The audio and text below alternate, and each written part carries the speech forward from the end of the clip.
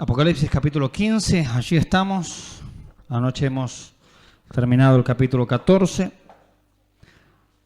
Hermosa reunión hemos tenido en la presencia del Señor, luego también de una santa cena en la previa. Y hoy estamos aquí en este momento en el capítulo 15, que dice la palabra del Señor: vi en el cielo otra señal grande y admirable. 7 ángeles que tenían las 7 plagas postreras, porque en ellas se consumaba la ira de Dios. Básicamente, mis hermanos, hasta aquí el libro de Apocalipsis nos ha hablado de 2 señales, más esta es la tercera. La primera señal fue allá en el capítulo 12, versículo 1, aquella mujer que representa a la nación de Israel, una gran señal en el cielo, dice. Después dice que apareció otra señal, la segunda señal, que era el dragón escarlata, que representa a Satanás. Y esta es la tercera vez que Juan nos dice: vi en el cielo otra señal, en este caso la tercera. Y dice que esta señal particularmente, aunque aquí no la va a describir puntualmente, sino es que es como que la enuncia, pasa a relatar otras cosas y después vuelve a describir la señal que vio al principio. Estos son todos cuadros, hermanos, de la segunda parte de la tribulación, ¿sí? Son todos cuadros que encajan en la segunda parte. Ya el anticristo está sobre la tierra, ya el falso profeta está haciendo de las suyas, los 2 testigos están predicando, haciendo señales, etcétera, etcétera. Los 144.000 han sido arrebatados o llevados al cielo de alguna manera que no sabemos. Y en este caso aparece otra señal, dice grande y admirable. Y nos habla de 7 ángeles, 7 sabemos que ese es el número de plenitud, de algo completo. Ángeles significan mensajeros, pero son ángeles literales, aquí no hay ninguna metáfora en esto. Dice que tenían las 7 plagas postreras. 7 plagas, otra vez, número 7, número de completo, perfección, plenitud, son las últimas plagas que hacen al total de los juicios de Dios. Y dice las 7 plagas. Esto es una palabra interesante porque la palabra plaga aparece por allá en el libro de el Éxodo, cuando el pueblo de Israel va a ser liberado de la esclavitud. Y este pasaje justamente hace mucha alusión a aquel acontecimiento, a las plagas desatadas en Egipto contra Faraón, y hace alusión también a Moisés, aquel líder, aquel libertador, a través de quien el Señor salvó y rescató a su pueblo. Y dice que son plagas enviadas por Dios, probablemente a través de los 2 testigos. Recuerden que ellos tienen el poder de cerrar el cielo para que no llueva, mandar toda plaga que quieran, cuantas veces así lo quieran, cuantas veces ellos lo digan por orden de Dios, por mandato de Dios, Dios los autoriza y viene la plaga sobre la tierra. Y dice son las plagas postreras. Vemos que particularmente las plagas descienden del cielo, porque justamente o probablemente los 2 profetas son los que están pidiendo estas plagas, pero a la vez aquí se cumple el propósito de Dios. Y dice postreras, no porque sea el postre, sino porque son las últimas, son las últimas, son las del final, son como para darle final a toda la serie de juicios de 7 años que Dios ha destinado sobre esta tierra. Las plagas últimas, postreras. Con esto dice aquí, porque en ellas se consumaba la ira de Dios. Hermanos, la palabra consumado nos remonta a la cruz. Hubo un día, mis hermanos, que nuestro Señor dijo: consumado es. ¿Y qué quedó consumado? La salvación del hombre. ¿Qué quedó consumado? El perdón de los pecados, mis hermanos. Quedó consumada la misericordia. Quedó consumado, mis hermanos, aquel único medio de salvación. Y en este caso, hermanos, queda consumada la ira de Dios, porque el hombre o a través de Cristo recibe el perdón o directamente recibe la ira y paga por sí mismo. Y esto es lo que va a ser consumado. O en Cristo es consumada la salvación, o aquí en el juicio es consumada la ira, el enojo de Dios. Básicamente la palabra que se utiliza aquí es furor. Furor significa ese ardor, ese enojo puntualmente, porque Dios, hermanos, se aira y no peca. La ira en sí mismo no es pecado. La Biblia dice, hablando al hombre, a los creyentes: airaos, pero no pequéis. Entonces, ira no es lo mismo que pecado. La ira no es pecado. Nuestro Señor se airó cuando entró al templo la primera vez y cuando entró al templo la segunda vez, al principio y al final de su ministerio terrenal. Y sin embargo, Él no peca. Estamos llamados a tenemos permiso para airarnos, mas no para pecar. Y en este caso Dios desata su ira, su ardor, su enojo, su furor, es la palabra técnica utilizada aquí, y sin embargo Él no está pecando. Y los ángeles y los cánticos van a decir: Señor, tus juicios son absolutamente justos. Cuando Dios se enoja, cuando Dios derrama su furor, su ira sobre el hombre, sus juicios son absolutamente justos. Y aquí, hermanos, es consumada, es finalizada la ira, el enojo de Dios por causa del pecado del hombre. Versículo 2. Fíjese que aquí no describe qué es lo que sucede. Simplemente Él ve esta señal. Hay 7 ángeles con 7 plagas. Y en estas plagas se consuma la ira de Dios. Pero en el versículo 2 no nos dice qué hacen los ángeles ni nada, sino que pasa a otra escena. Dice: vi también, hablando del cielo, como un mar de vidrio mezclado con fuego. Ya apareció el mar de vidrio en alguna ocasión, por allá por el capítulo 4. Por el capítulo 5 se nos habla del mar de vidrio y dijimos que aunque en la tierra hay convulsiones, aunque la tierra está trastornada, delante de la presencia del Señor el mar está absolutamente calmo, absolutamente planchado, como un vidrio. No hay una ola, no hay, hermanos, un remolino, no hay nada que inquiete delante de la presencia del Señor. Y en este caso, este mar de vidrio, esta calma, esta tranquilidad, dice que a la vez está mezclada con fuego. Por un lado nos habla de la santidad de Dios, de la transparencia de este mar, pero también, mis hermanos, nos habla del juicio que Dios va a desatar o está desatando sobre los incrédulos. Había allí en el cielo como un mar de vidrio mezclado con fuego. Mar mezclado. Qué interesante, ¿no? En el mar, llamas de fuego.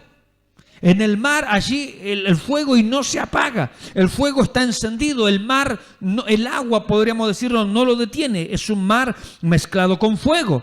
Dice: y a los que habían alcanzado la victoria sobre la bestia y su imagen y su marca y el número de su nombre, en pie sobre el mar de vidrio. Qué cuadro maravilloso, hermanos. Así como un día el Señor, cuando los discípulos tenían temor por el mar, por el oleaje, por la tempestad, Él reprendió al viento, al mar, le dijo: calla, enmudece, se hizo grande bonanza. Así está permanentemente en el cielo. Sin embargo, había fuego allí. Y también el apóstol Pedro un día puede caminar sobre las aguas y no hundirse, porque tiene sus ojos puestos en el Señor. Pues estos salvados, estos que vencieron al diablo, que vencieron al pecado, que vencieron a la marca de la bestia, vencieron al anticristo, vencieron su número, su imagen, que a través del martirio llegaron a la presencia de Dios, dice, también pueden caminar sobre las aguas.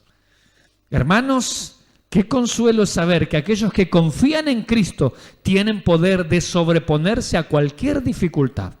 Hermanos, puede venir cualquier problema, cualquier situación sobre nuestras vidas, aún las más trágicas, y el Hijo de Dios, si pone los ojos en Jesús, puede caminar sobre las aguas. Este mar no era un mar cualquiera, si bien este mar estaba en calma, pero también era un mar con fuego, y sin embargo el fuego no ardía en estas personas. ¿Sabe a qué nos recuerda?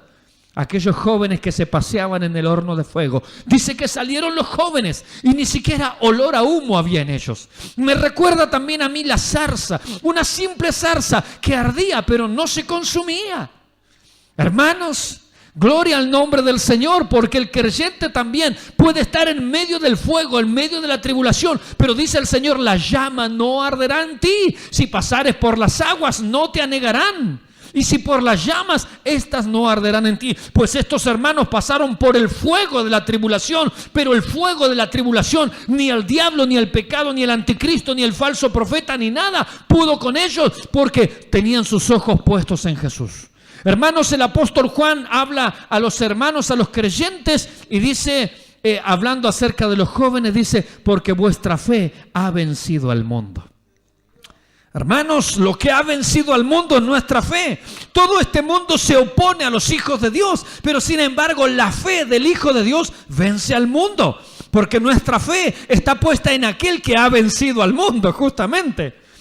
Gloria al nombre del Señor. Cuando confiamos en Jesús, cuando ponemos nuestra fe en Él, cuando nos aferramos a Él, vendrá tormenta, vendrá dificultad, vendrá tribulación, vendrá lo que sea, hermanos, pero podremos pasar por en medio de la dificultad, podemos caminar sobre el mar, el fuego no arderá sobre nuestras vidas y no nos hundiremos como un día le pasó a Pedro, mis hermanos. Estos creyentes alcanzaron la victoria. Estos creyentes, fíjese si comparemos nosotros en este tiempo, ¿estamos luchando contra el anticristo? ¿Estamos luchando acaso contra la marca de la bestia? ¿Estamos luchando acaso contra su imagen? ¿Estamos luchando acaso contra el falso profeta? ¿Estamos luchando contra los demonios que han descendido sobre la tierra? ¿Estamos luchando contra el dragón escarlata? ¿Estamos luchando contra la herejía de la gran ramera? No estamos prácticamente luchando contra nada. O sea, sí con algo, con una muestra, pero con nada de eso. Y sin embargo, ¿cómo está nuestra fe? ¿Está nuestra fe venciendo al mundo?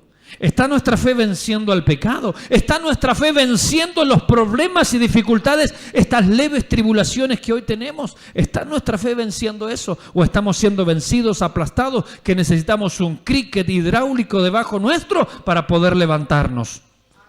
Hermanos, la Biblia dice que lo que ha vencido al mundo es nuestra fe puesta en el Señor Jesucristo.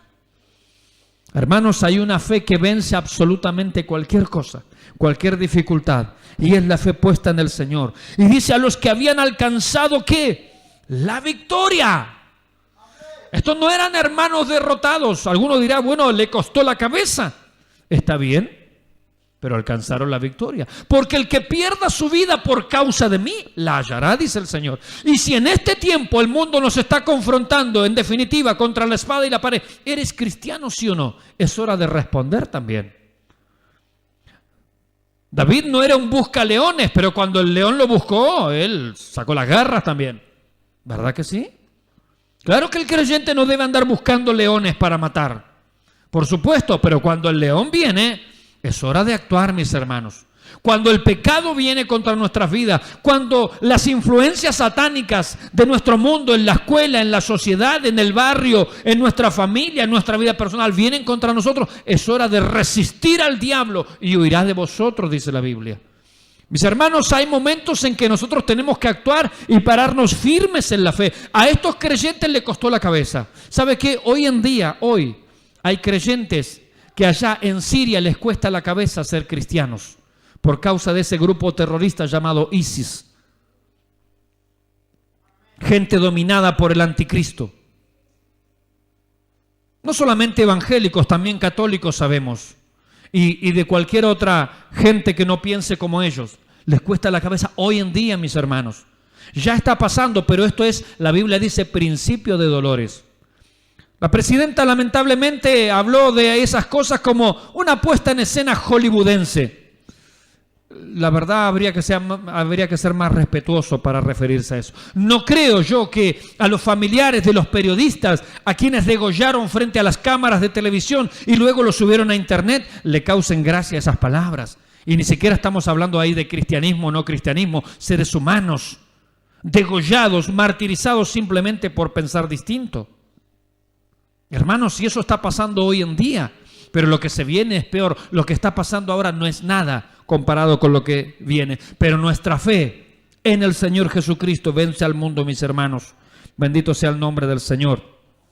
Dice, habían vencido a todo esto. Dice, estaban en pie sobre el mar de vidrio, este mar que tenía fuego, el fuego no los quemaba, gloria a Dios. Dice, ¿con qué? Con las arpas de Dios. ¿Que Dios tiene arpas? Parece que Dios tiene una fábrica de arpas o guitarras, para que cuando lleguemos, como dice un viejo himno que a mi hermano Gaspar le gusta mucho, cuando allá estés, búscame también, en el coro angelical estaré, gloria a Dios.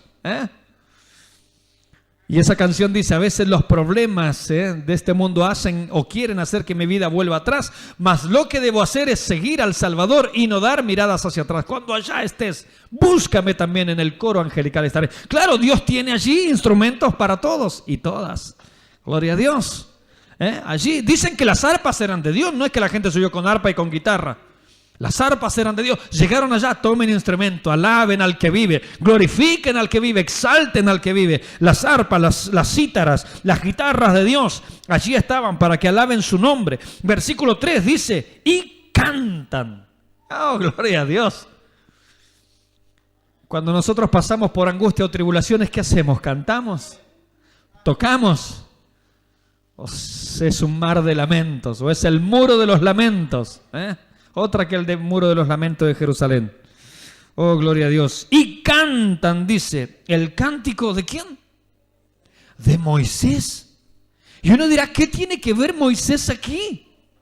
Cantan el cántico de Moisés, siervo de Dios, y el cántico del Cordero. Pues el cántico del Cordero, bueno, viene hablando del Cordero, el Cordero, pero aquí cantan el cántico de Moisés. ¿Por qué?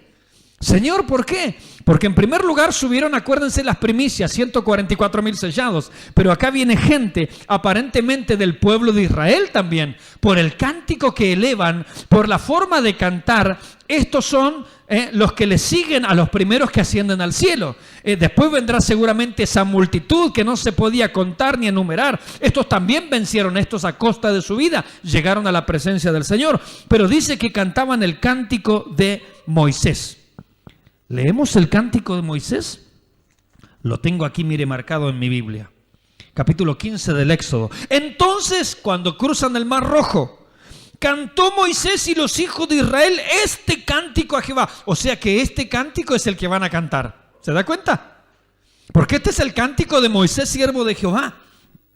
Y dijeron, cantaré yo a Jehová porque se ha magnificado grandemente. ¿Se da cuenta qué himno triunfal? El himno de victoria, como dice una canción, ¿no?, de un cantante. Cantaban el himno de victoria.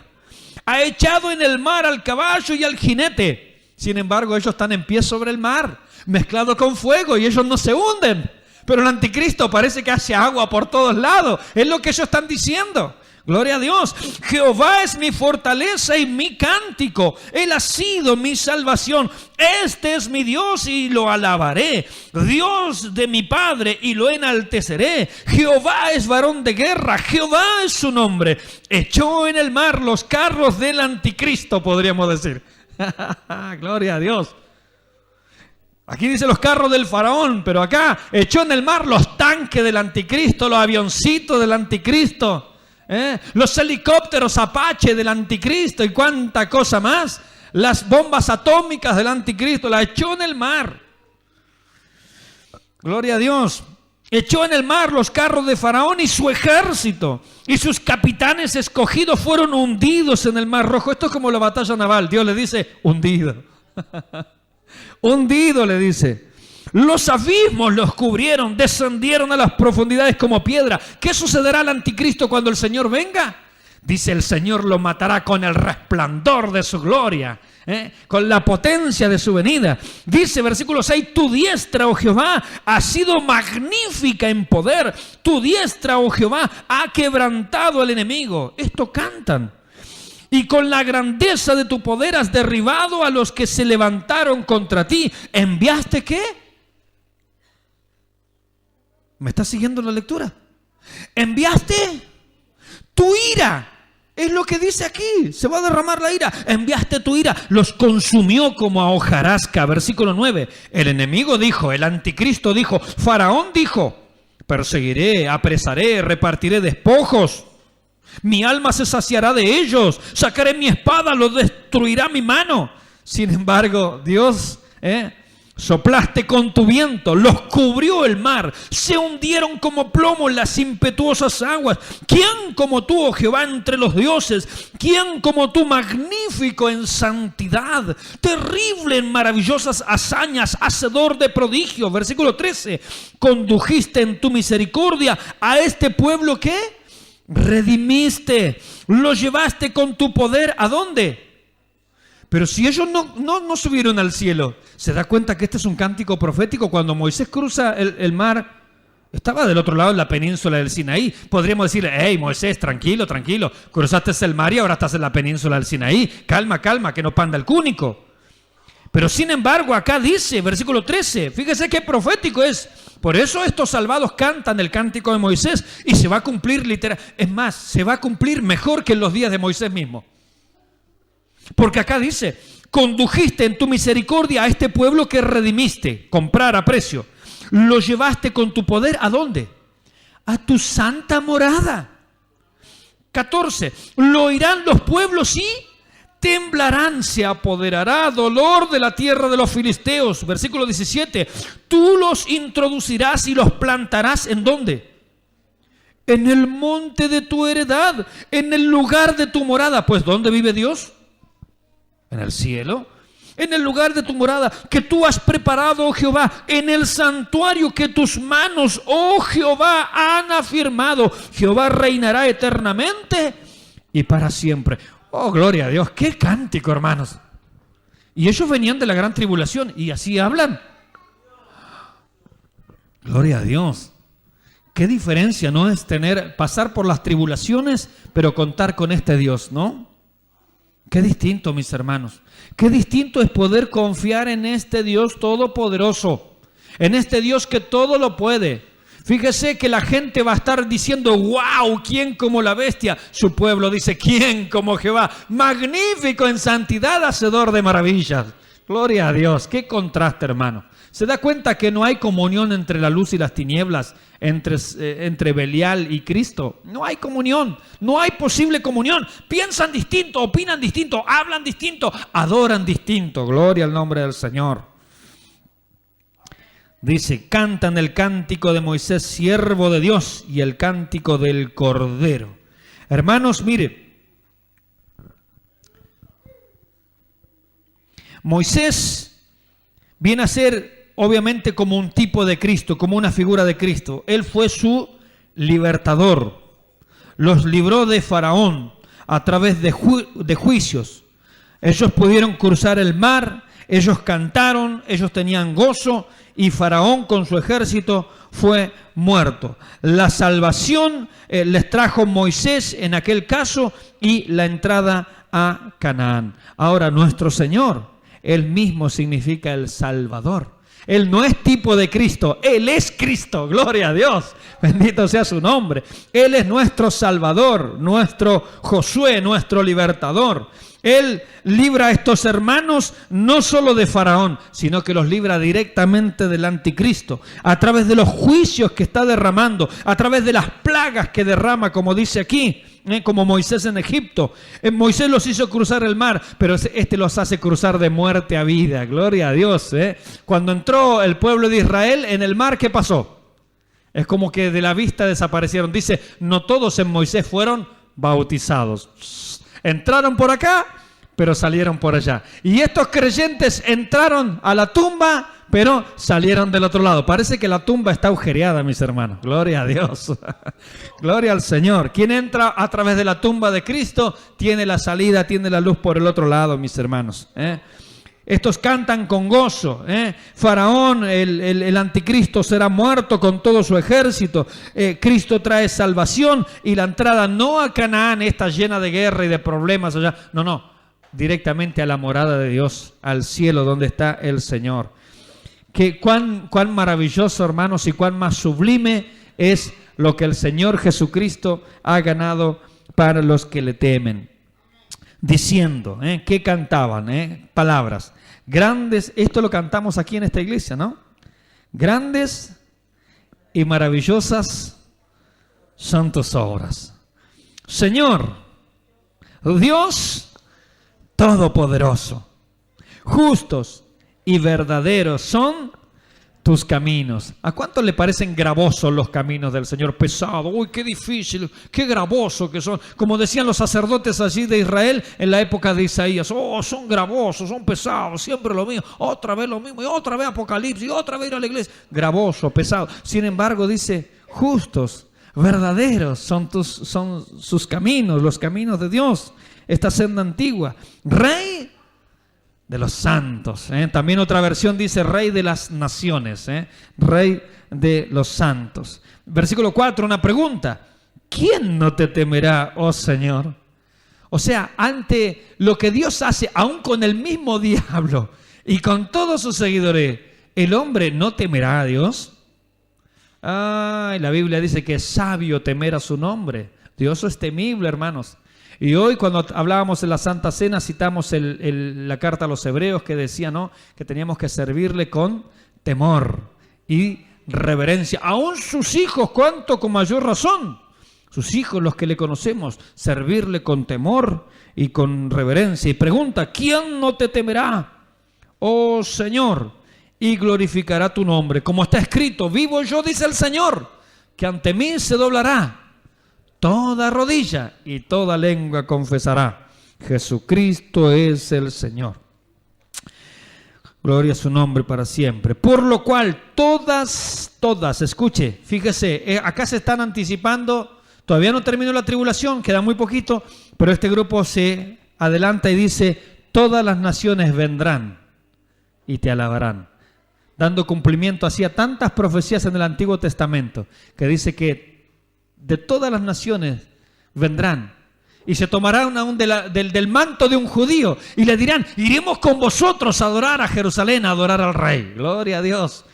Todas las naciones vendrán y te adorarán. Fíjese que es profético, porque tus juicios se han manifestado. O sea, el que no quiso entender fue porque no quiso entender nomás, pero las obras de Dios son manifiestas.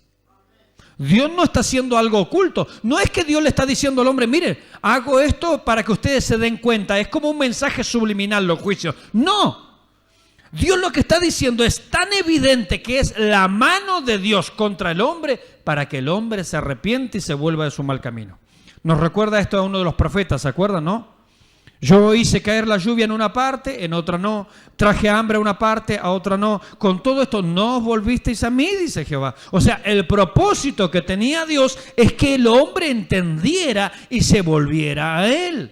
Dios hace las cosas a veces parcialmente, ¿para qué? Para que entendamos y nos volvamos a Él. Para que no seamos tercos, como el mulo dice. No seamos...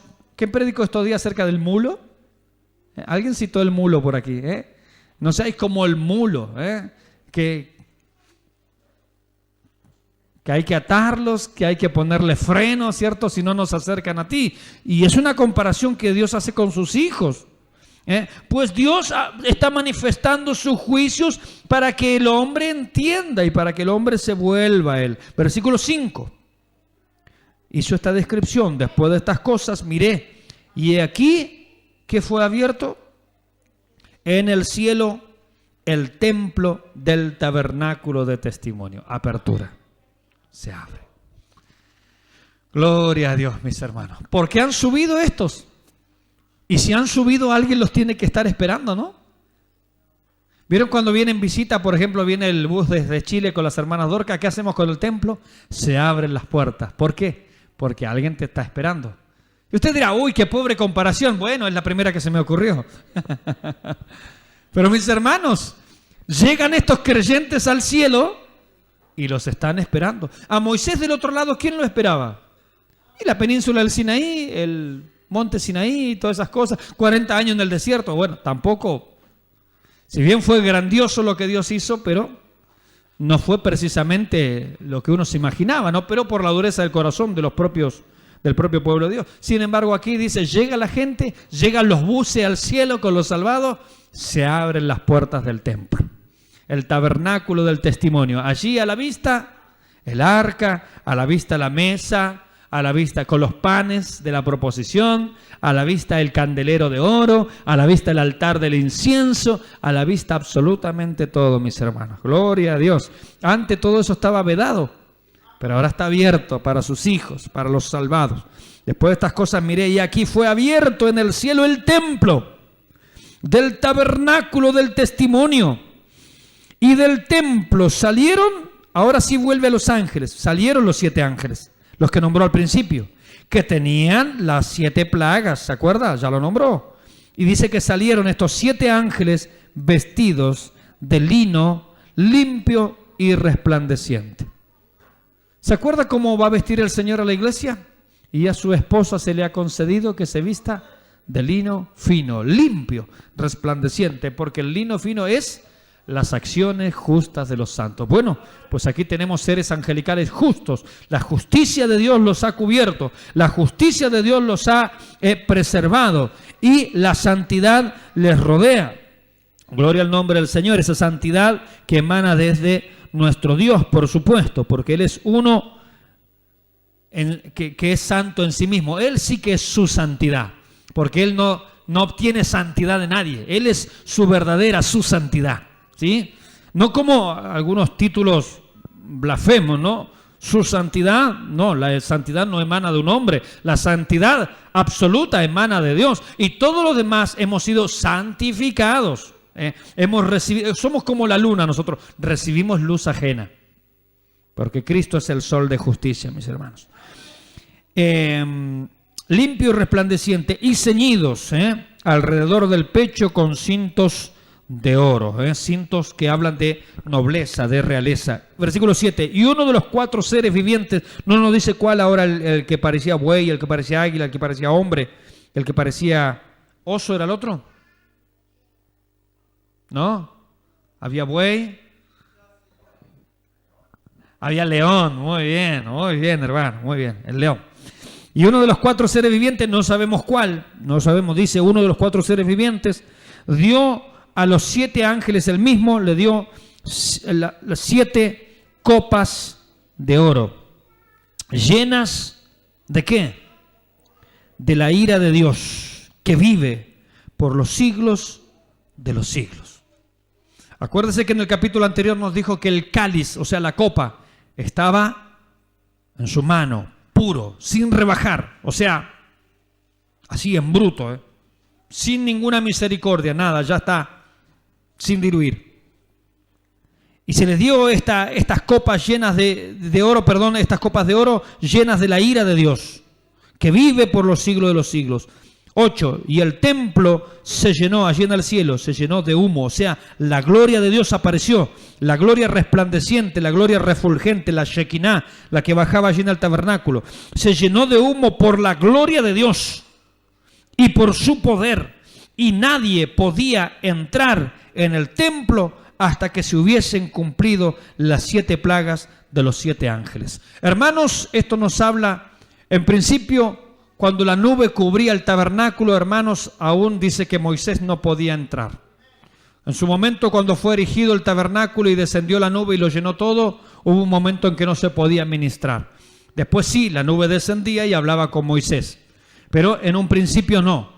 Pero en la época cuando se inaugura el templo de Salomón también sucede lo mismo. Dice que la gloria de Dios descendió, dice que los levitas no podían ministrar, nadie podía tocar, no se podía entrar nada porque la presencia de Dios estaba en ese lugar.